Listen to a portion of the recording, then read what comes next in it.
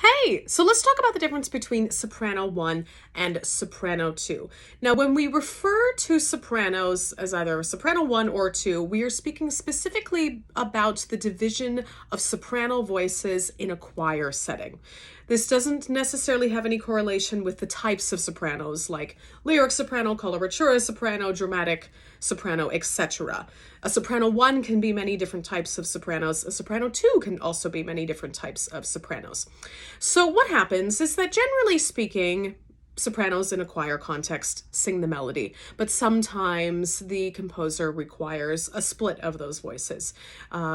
This also happens with altos, tenors, basses. You could take a 4-part harmony and easily make it into an 8-part harmony by doing this.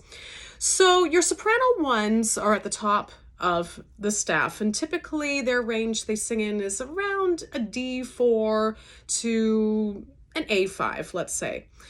Your soprano 2s tend to sit a little bit lower, say like a B flat 4 to about an F5. Yeah, just generally speaking.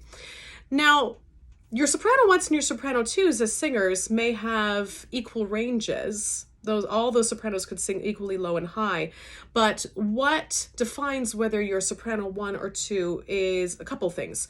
Oftentimes where the voice likes to live, or we talk about the tessitura of the voice. If you're a very high, light soprano, and perhaps you're in a choir context singing a work that requires a lot of very high, light singing, sustained, perhaps without vibrato, a lighter soprano might find that easier to do and be more likely to be classified as a soprano 1. Versus a soprano 2 might have a slightly bigger, weightier voice that likes to sit a little bit lower and does better on those harmonies.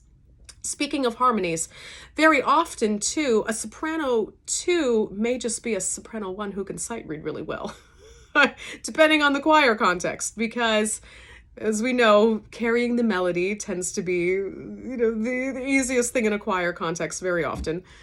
Although my husband, a bass, may argue with that. But the soprano 2 it's a very interesting part in that you have to live between the melody and then the upper harmonies of the altos. And sometimes you end up with some really funky musical lines that feel like they have nothing to do with anything, but you're filling out that harmonic structure. Yeah. Okay, there you have it. Soprano 1 versus soprano 2. Which one are you? Which one do you want to be?